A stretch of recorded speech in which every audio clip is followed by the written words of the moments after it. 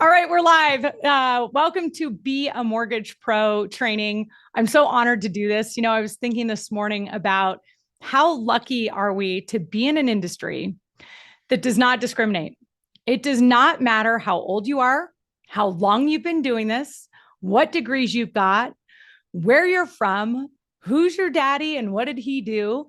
This is an industry that favors the hustler, that favors the person who's willing to adapt and be courageous and have no shame in their game and be willing to get uncomfortable and learn and grow and apply themselves.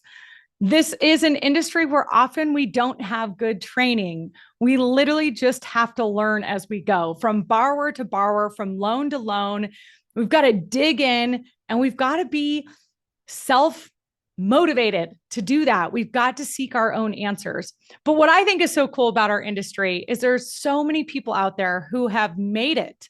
And when I say made it, you define what that means, but maybe they've made $100,000 a year, or they've made 250, or they've made 500, or they've made 5 million.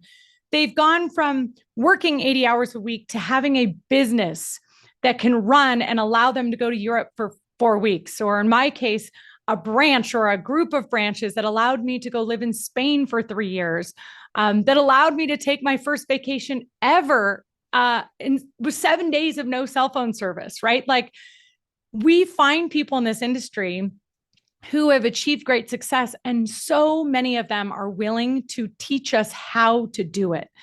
I'm hoping over this 8 weeks to really get tactical and strategic with you and show you the playbook. I wrote this course for a couple of young people that I've been talking to and recruiting. And when I say young people, it's important because you know that 66% of people in our industry, loan officers, 66%, you guys, are over 50 years old. 60% of our industry has 21 years of experience doing what we do. So this transition that's just happened, where rates went from 3% to 8%, where all of a sudden we can't sit under the loan tree and have loans fall to the ground. We have to get back out there and be competitive. We got to be scrappy. We got to be creative. We've got to learn how to articulate. We've got to ask tough questions. We've got to overcome objections. Like, that hasn't had to happen for a long, long, long time. And I don't know about you, but it's been a whirlwind. It's been a gut punch. And if you are the 66% that's over 50, this is like, this is requiring a lot of energy to get going. You know that only 2% of loan officers are between the ages of 20 and 29. 2%.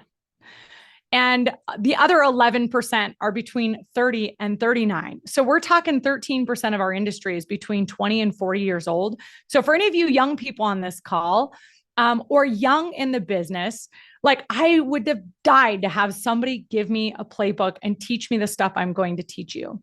It's your choice how you show up.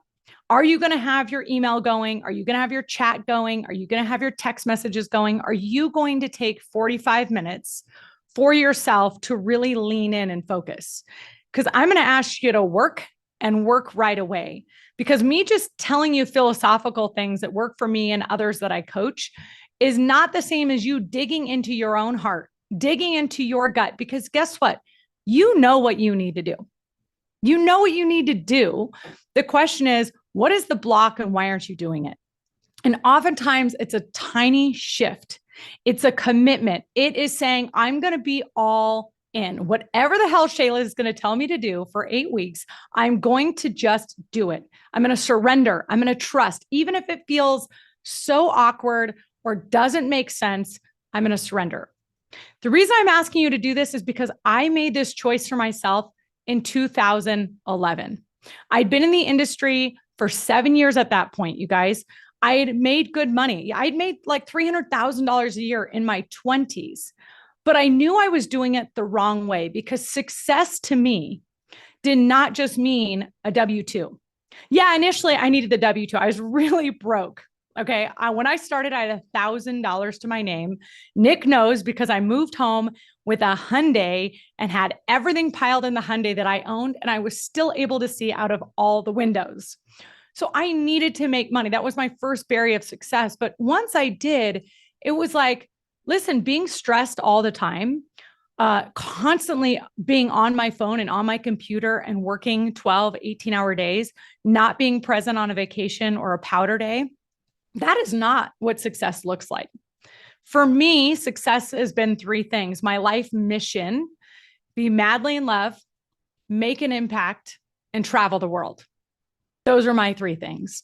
So, can this industry empower the bigger goals that I have in my life? The answer I had to find was hell yes. But if I was going to actually find success, I had to be willing to take somebody else's advice. I had to be willing to say, all of your ideas, Shayla, have been great. They've been good. They've allowed you to survive. They've been allowed you to hit some level of success.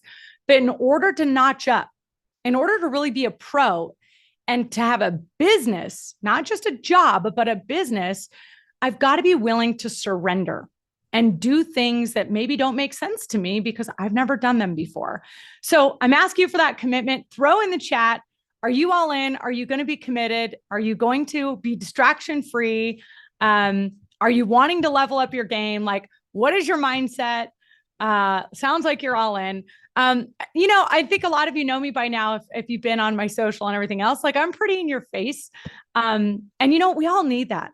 I want people in my life that are brutally honest. One of the best gifts that I've ever had is a lot of tough coaches, and all of them men, but really intense, in my face, confronting me about my stuff and saying, you are unapproachable. You think you're all that in a box of chocolate. I mean, whatever it is that I needed to hear. So if it's okay with you, I'm just going to go unfiltered and all in with you from day one. So what we're trying to accomplish here is, how do I help you add $25 million in production to your business quickly? Like, how do I get you from zero to $250,000 a year in income? Or how do I add another 25 million to what you're doing? Because if you got a team, I guarantee your team is underperforming. They're underutilized, and we all need the volume. So we're going to work on all the strategies that it takes, from the mindset perspective to the daily activities of getting that done. I think for most of us, it's about 5 to 7 loans a month. It's about 25 to 35 more leads per month. And it might be up to 50 more relationships that we need to have. Okay. Now, I've got, how many of you right now? 142 of you are on this call right now. Many of you are new relationships to me. It's not that hard to build new relationships if you actually set the intention and put yourself out there. So when I say stuff, if you catch your little voice in your head going, no way, impossible, not going to happen, stop it. Just because you haven't done it before doesn't mean you can't tomorrow get going and get after it. The other thing I want you to do is stop judging what's possible for you. I don't want you to look at Shayla or look at any other producer or Instagram person and go, that's not me. I'm not like them. In order to be massively successful, to be a pro, you need to be a bigger version of yourself, not someone else, a bigger version of yourself. So let's get into it. I want you to get a pen and paper right out. And I want you to start answering some of these questions for me, because Tony Robbins would say it's 3 things in success. It's our story, it's our state, and it's our strategy. The story that we're playing over and over again is really important. And the story that we're sharing with others is paramount to our success. You know that sales is about telling stories. It's about influence people from where they are now to where they need to go. It's not about convincing people to do something that they don't want to do. It's about saying, oh, I found you and you want to do something. You have a goal. What story do I need to share to move the needle and get you over here? Okay. So my first question for you, if you have a pen and paper, let's get writing. This is going to make a big difference for you. Do the work with me. Why do you want to be successful? Why do you want to be successful?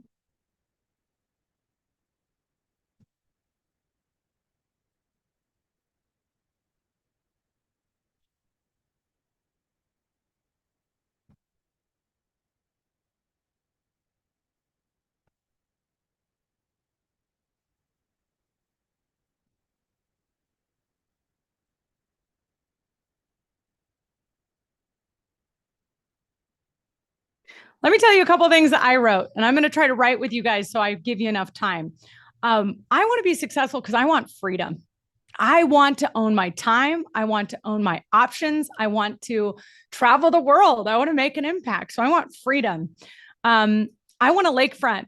I did that, by the way, in 2018. That was a huge goal for me and my husband. But I love, there's nowhere I'm more peaceful. There's no more I'm more inspired.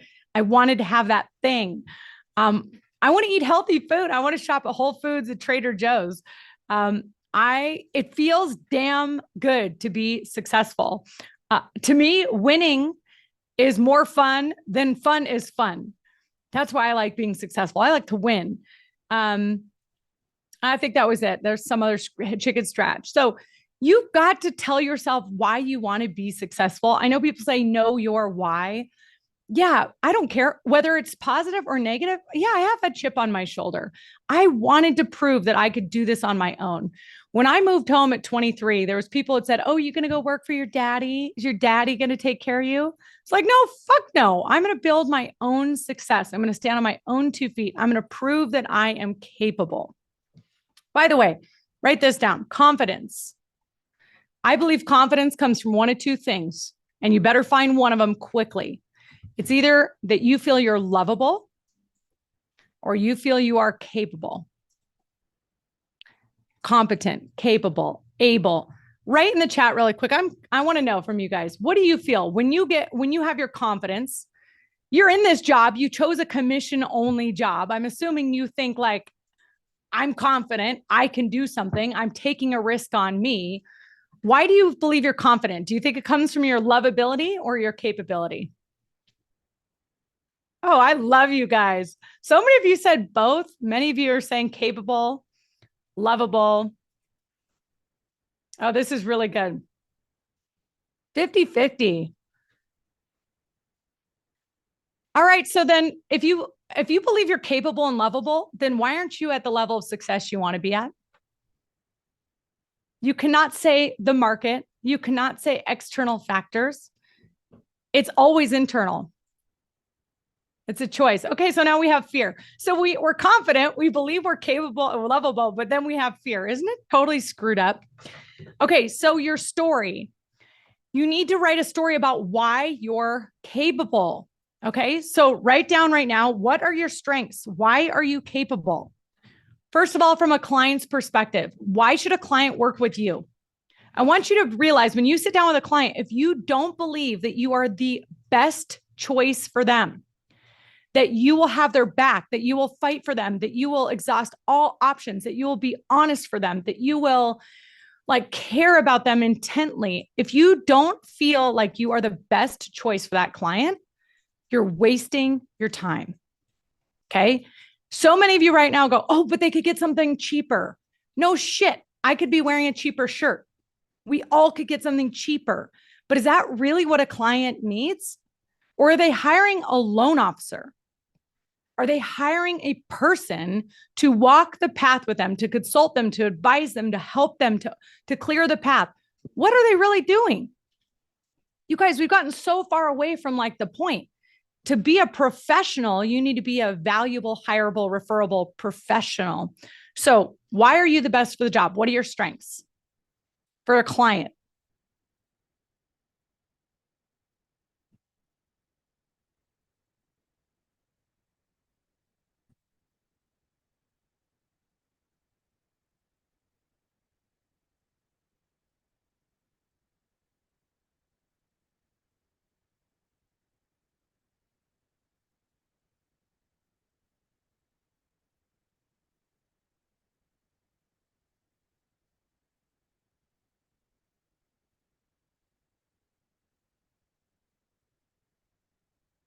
Okay.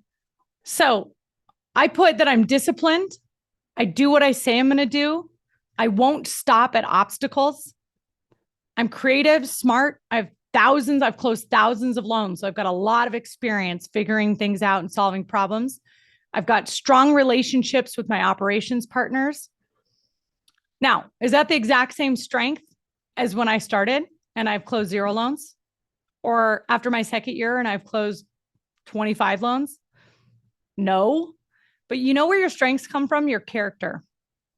So many of us can feel like an imposter. I'm not doing enough. Well, what?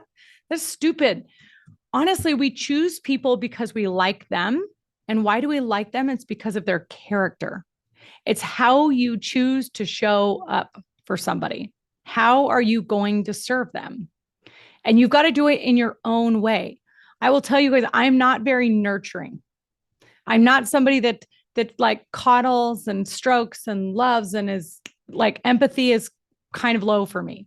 I have compassion, but empathy is more Galen's side of the fence. It's Renee's side of the fence. So you got to know who you are and you've got to believe that that's going to be the thing that's going to help somebody. Okay. Now, what about for a real estate agent or a business partner or builder? What are those strengths? It might be slightly different. It might be the same, but take a second. Why are you capable? Why are you a good partner for a realtor or a referral source?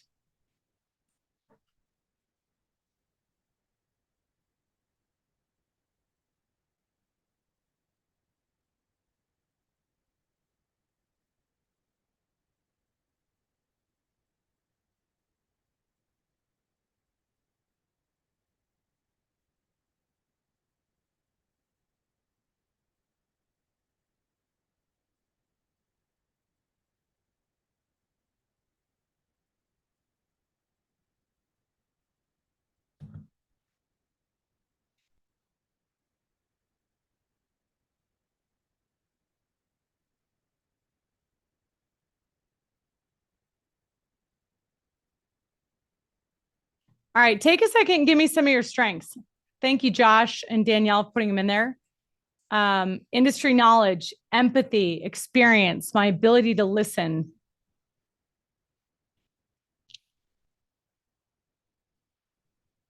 Here's what I put: creative, loyal, I hustle. I always strive to make them look good. You're gassy, Brent. Yes, you are. I'm creative. I'm resourceful. Thank you, Michelle. I've got charisma. I invest in them. I care. Yeah, how about I really, really care? I really give a shit. That's really important. I care about you. I care about your success. I really want to see you succeed. I put I'm an honest communicator. I'm going to tell you straight up what it is. I'm a great technician. Like you do your job really well. I do my job really well. I'm good at it. I'm always learning. What about how many of you are always learning? You're on this call right now. You're always learning. Um, I network with other really successful people. So I'm always trying to find the hack of how does that agent over there very successful? How can I help my agent learn from that agent? I go to conferences for agents and I take agent classes to help my agents succeed. What about being driven and competitive? How many are competitive? Yeah. Why does that matter?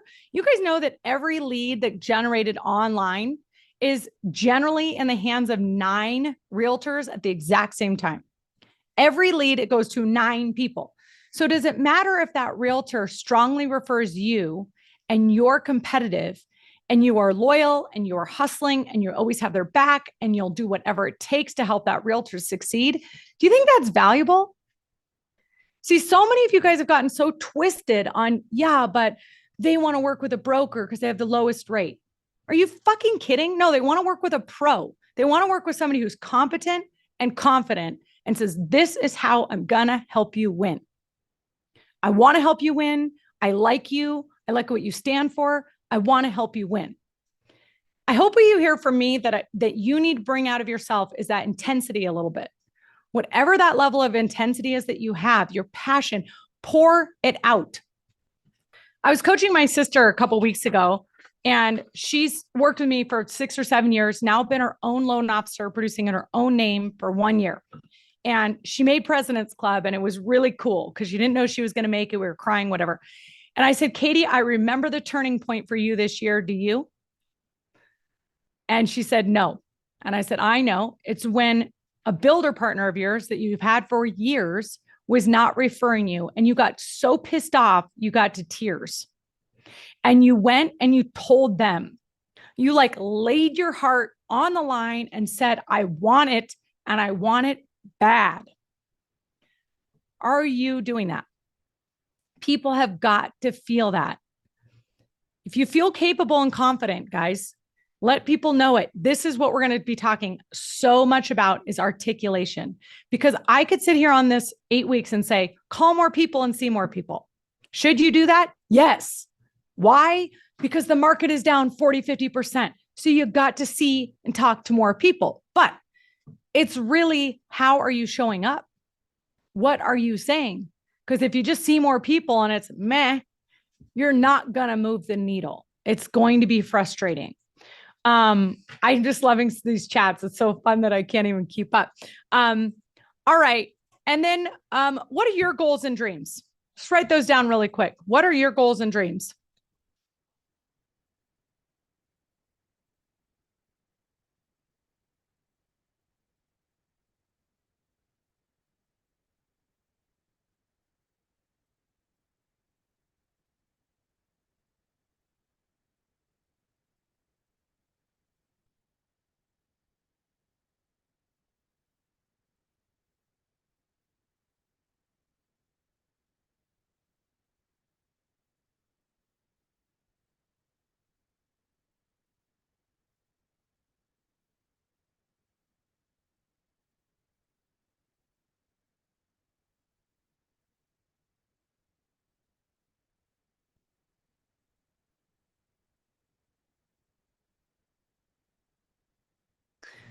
So, what I've learned is that there's an end goal and there's a means goal. An end goal is the overall vision for our life. The means goal is I'm going to get to go to high school and get good grades so that I can go to a good college, so that I can get a degree and a great job, so that I can get married and have a stable, successful life and someday be happy. That is a means goal, is a so that thing. And so often in our life, we are just going, okay, I'm going to make 10 calls so that I can book an appointment, so that I could see a person, so that. You've got to have the strategy and the playbook and the plan down to how we execute. But when it comes to a bigger vision for our life, it needs to be the end goal. Like I wrote down stuff: wild, fun, adventurous, rich, healthy life. If I can see the bigger picture of the why, then is it going to help me avoid eating this sugar and drinking this alcohol and doing this stupid stuff right now? Yes, because I have a bigger vision for my life and where I'm going. I'm asking you guys these questions because are you asking that of the partners you're trying to be in business with? The people you're going to go to battle with, that go to war with, that you're going to compete with. You know, if you are on a professional basketball team or football team and you're like, I mean, we've got to have each other's backs and we're going to go out there and try to win the championship. You got to know what people are up to and who they are and what they're about. And what I find, guys, is I don't think most of you are asking those kind of questions. If I talk to people that say, yeah, I got a good business, I got like 3 or 4. Well, if you could do it with 3 or 4, why can't you do that more at scale? Why can't you challenge yourself at the next happy hour, or networking event, or breakfast to stop having a surface level conversation and get there? Like, what do you want for your life? Where are you going? What are you excited about? What are you doing in this 7-year cycle? Where are you going in the next 20 years? I want to know you. I want to get the sense of who you are. Okay, lastly, and then we're going to go on to state and strategy, but how do you want to be referred? What do you want people to say about you when you're not in the room? Remember, you are a pro, you are a mortgage professional. You earn at least $250,000 a year. And people go, boom, you need to talk to Josh. What do you want them to say about you? Okay, write that down.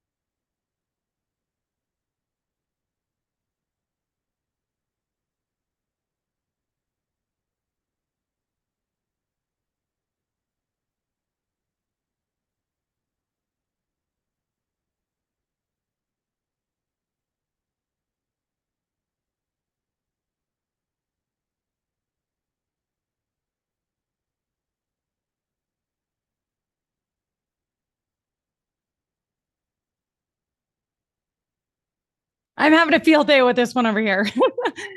In the beginning, it was like, I just wanted to lead. I won my next refi and won my next deal. That's very transactional. And sometimes that's where you have to live because it's about survival and it's about the next step. But the next situation is I want to have referral partners referring me to even better referral partners. I want that builder who just thinks, God, Shayla is unbelievable. The things that she does for me, nobody does. If you were so lucky as to have her as your preferred lender, oh my gosh. So now I'm going to referral partners referring me to referral partners. What about, I mean, super incredible people are like, you've got to meet this person. Like, what do people say about you when you're not in the room? And would they be enthusiastic and emphatic? Guess what? If that's not the story right now, you can change that. You can absolutely change that. How do I know that? Because that's me. You guys, I ran for student body president and lost. I ran for senior class president and lost. I was not somebody that people are like, yay, we want to see Shayla win in life. I wasn't very liked. I had to learn every one of these skills. And I've literally had to galvanize myself based on finding people who had what I wanted and going, ooh, I want that, until I'm like, ooh, not quite. Ooh, I like that. Okay, not quite. You got to design your life. You got to design your career and design your business.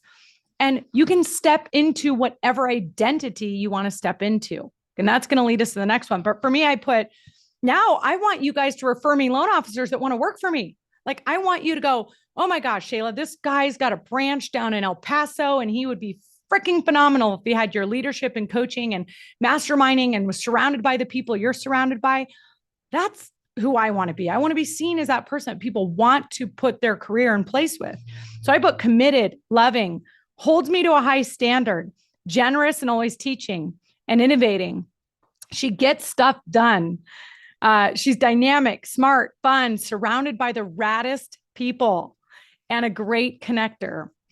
These are new. Some of these are new for me, but it's what I'm working on and I strive to be. Okay, why does this stuff matter? This is the stuff that you've got to hold on to.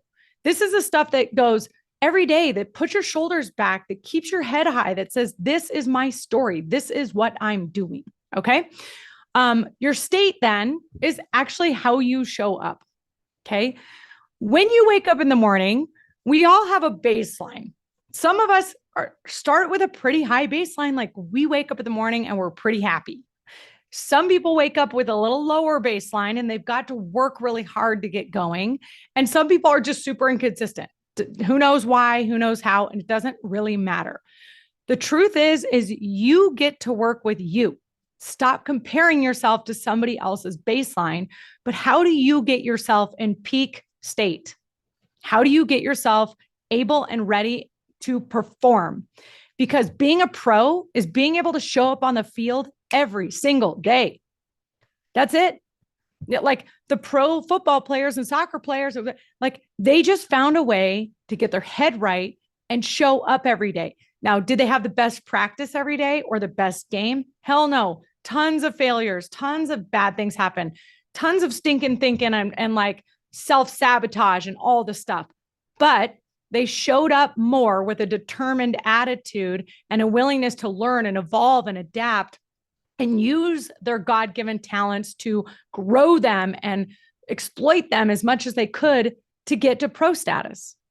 We've all been given these God-given talents and strengths that you have that I don't have, and so on and so forth.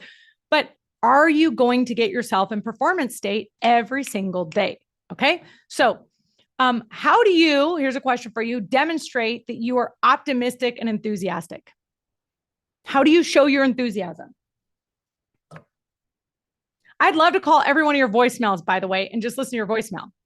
Because I can tell you some of your voicemails suck. Like, right, just listen to your voicemail. I'm like, oh my gosh, this person seems boring right off the start. Do you go to a BNI meeting? Do you have to stand up and give an elevator pitch around your business and who you are? What do you say? Could people feel your heart?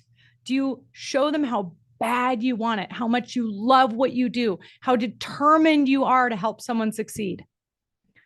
When we see those people that put their heart out there, oh my gosh, we're just in. We're so in. Think about reality TV. Think about all the interviews. We're now watching the tennis series. Galen watched the whole Formula One series.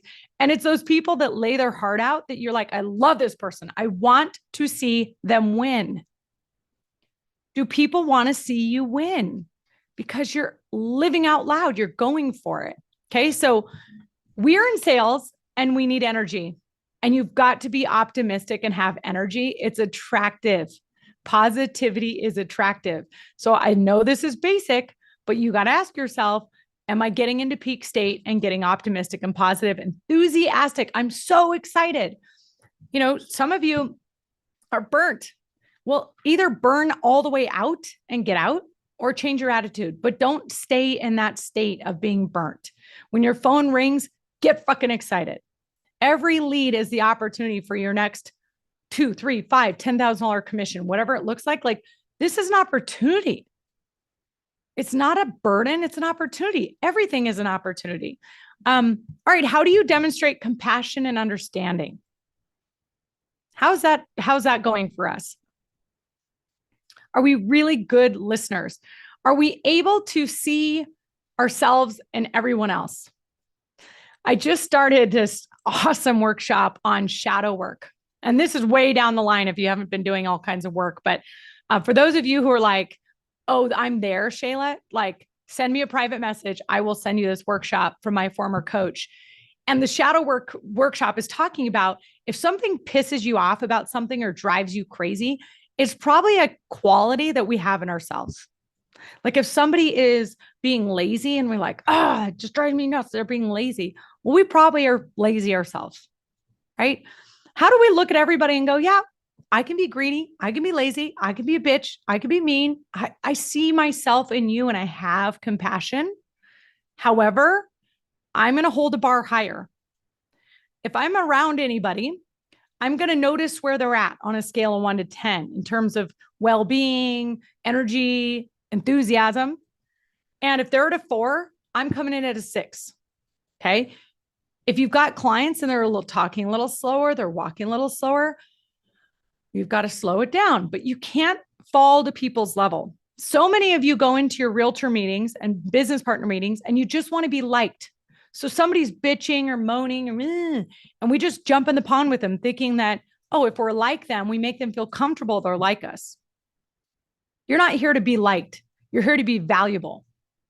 You're here for people to go, that person's a pro. That person's going to make me more money. One of my other stories is I want people to make more money when they hang out with me. Period.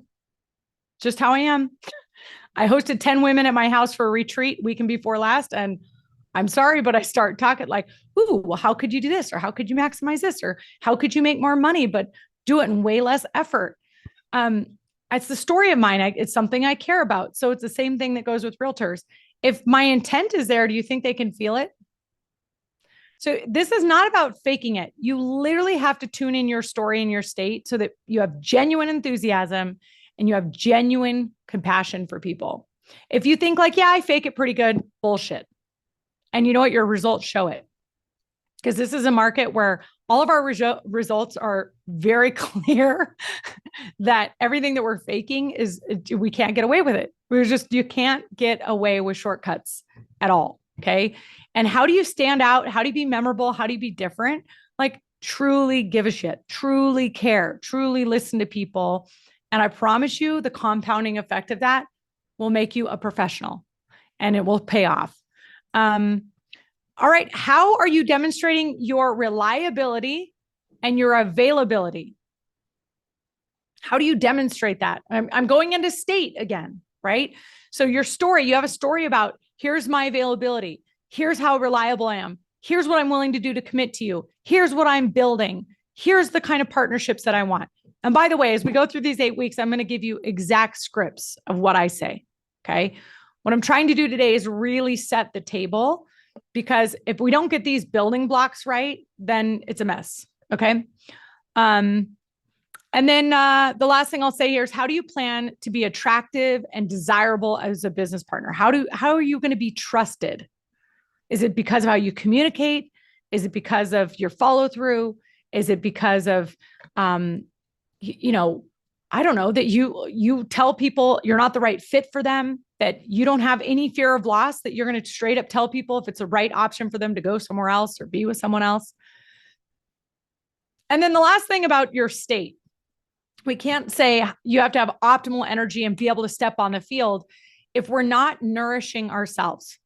I hosted a call yesterday. It was a first for my database of the year. I'm doing these once a month webinars for my entire database, and we're going to focus on health, wealth, and happiness. So we're having rad experts come. Yesterday was my wellness coach and author, and we talked about the Bean Protocol. We talked about autoimmune disease. We talked about the hormones. We talked about stress, vibrancy, clear skin. The word that kept jumping out for me is nourishing. How do you nourish yourself? Because living in a total stress state all the time will burn us out. It will take us down. It makes us look like shit. By the way, stress is not sexy. So how do we nourish ourselves with food and water and sleep and connection and fun and joy and laughter? Like, I don't know about you guys, but when I see somebody that I think is a pro, they are enjoying their life. I've always said, I don't want to be wealthy and grumpy. I don't want to be successful and a bitch and entitled, right? So how do we nourish ourselves so that we can have the best peak performance state? Arthur Brooks wrote a book just now with Oprah Winfrey, and I read a former book of his, and he talked about exercise and that baseline. I've always thought, oh yeah, you exercise because you want to feel stronger, look better, look sexy or whatever. But he goes, actually, I exercise to lower my negative affect. So we all have a negative, positive affect, right? In your baseline, you might have a higher negative baseline. All that exercise does is tamp down the negative, right? It actually fights off the negative hormones of stress and adrenaline. And the negative thoughts, it's all of that stuff. So I've totally changed my attitude about exercise, and I've thought about it as a way to get rid of negative instead of to be something else. And I know I need to tamp down the negative because it just creeps. It's just the world we live in. All right. So last thing is strategy. Our next call is going to be all about writing the plan. Okay. When I say adding $25 million in production, we've got to write the plan. And then the plan has to go on the calendar. And then we've got to execute the plan. But here's a couple questions for you. Do you know how much money you want to make? Write it down. Do I know how much money I want to make? Do you know your overhead? And how much money do you want to save each month? If you don't have these goals down, it's really impossible to write a strategy to achieve them and to track whether we're on track or off track, right? Do you know how many hours you're willing to work and the sacrifices you're willing to make or not make to be successful? The key word is successful is defined by you.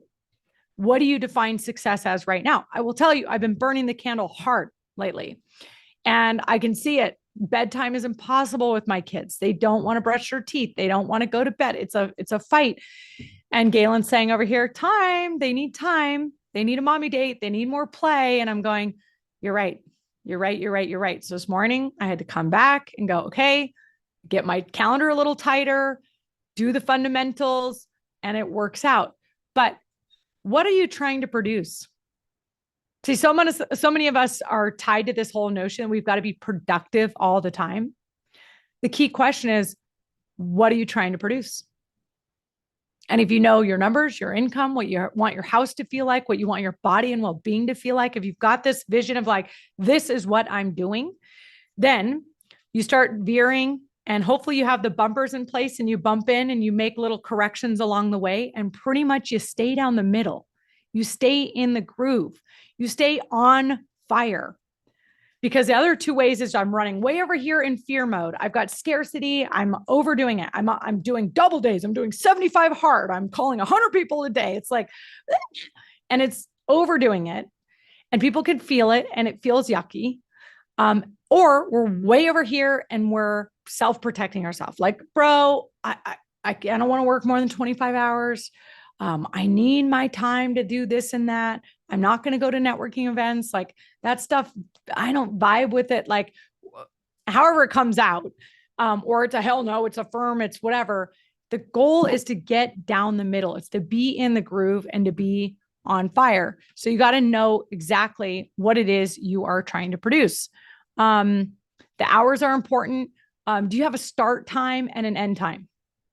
That's what's gotten a little gray for me. It's my start time and end time. I'm sneaking a little earlier and I'm staying a little later and I'm having a lot of fun, but it's not producing success the way I want it to, which is a whole picture for me.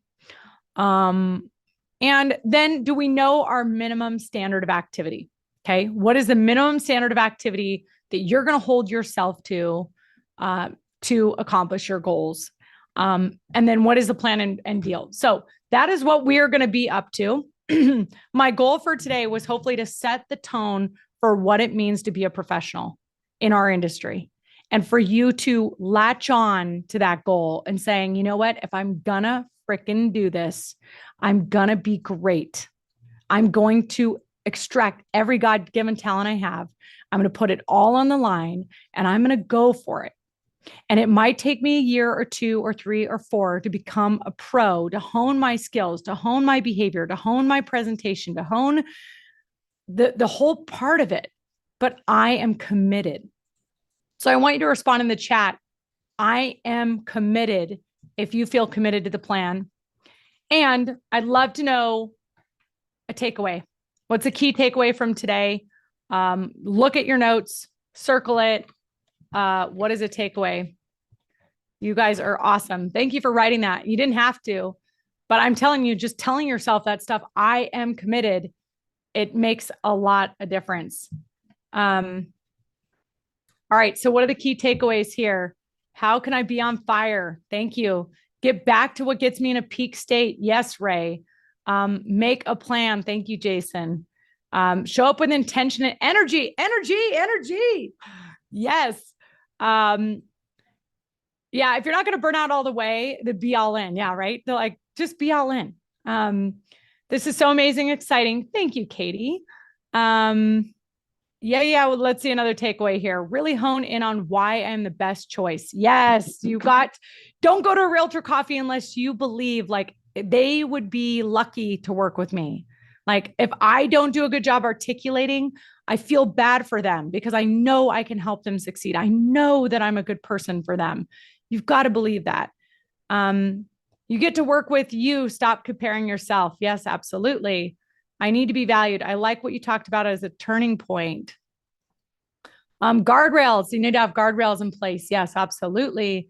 Your state is how you actually show up. You know, my guardrails, I pay attention to my state, my own, and my children and my husband.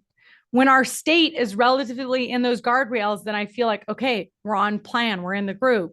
When I'm on state, so I think, but I'm getting other feedback over here, that's when I'm like, ooh, maybe I need to look in the mirror. What am I doing? How do I adjust? Right? There's feedback everywhere for us. Show people how much you care. Come from the heart. Bring your intensity.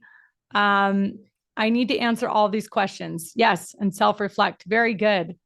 Right? This is really powerful, you guys. You're not here to be liked. You're here to be valuable.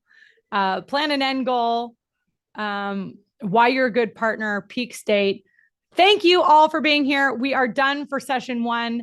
I'm really grateful that you're choosing to spend the time with me. Like truly, truly grateful. I feel like what I do is fulfilling and matters, and I love doing it. So thank you, and we'll see you next Thursday. Peace.